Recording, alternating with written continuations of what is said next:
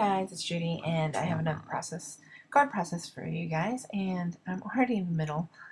Once again, I thought I was recording, but I wasn't. So what I did was stamp out a mask to see how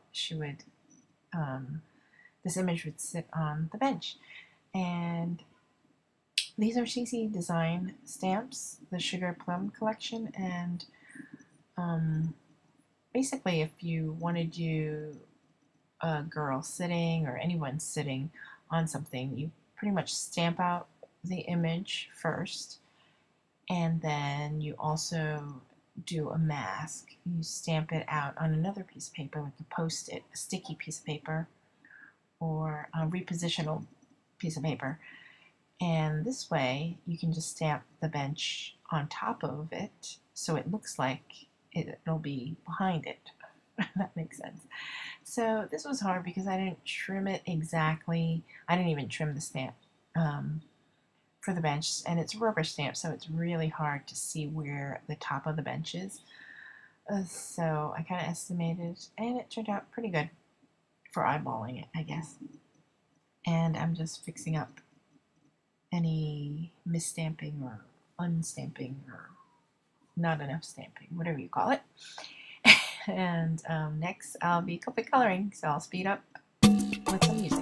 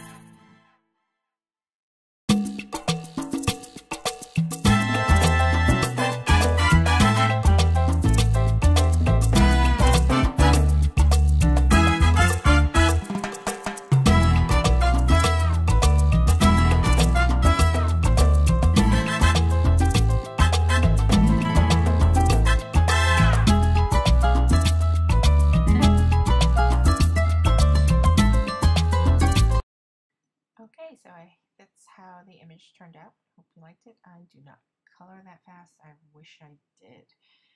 And so now I'm just picking the base for the cardstock and the cardstock base.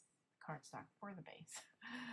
And so I didn't know whether to do the blue-green or the green, and I chose the blue-green. And I need to do the background with the sky, so I'm going to speed that up as well.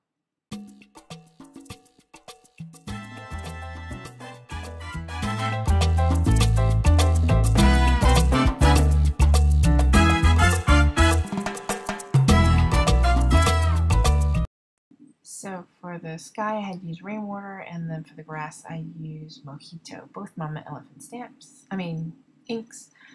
And then I am trimming down the image some more, just because I want to add some background paper to it, mat it on a background paper. And I'm looking through my pads, and I think I choose, I'm looking through Color Crush. It's an American Crafts paper pad that I purchased from Target probably last year.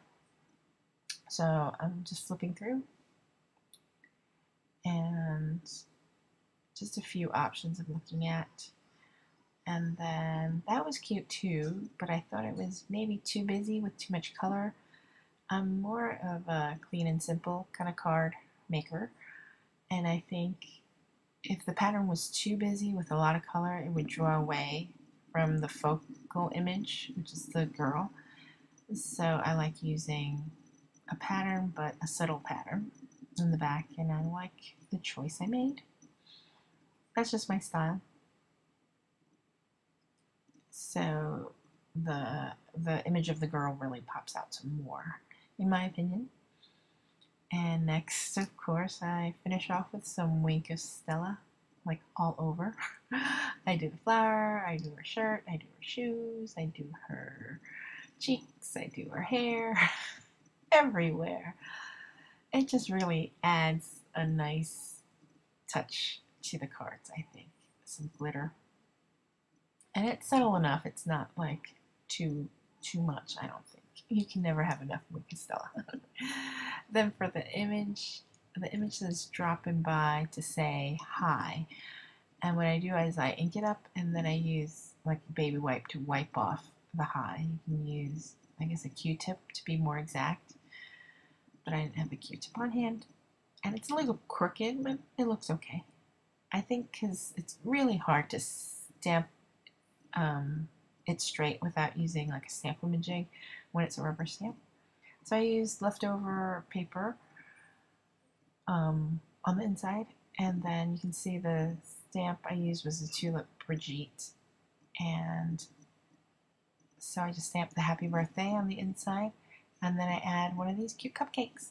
Thanks for watching, guys. Hope you enjoyed. Bye, guys.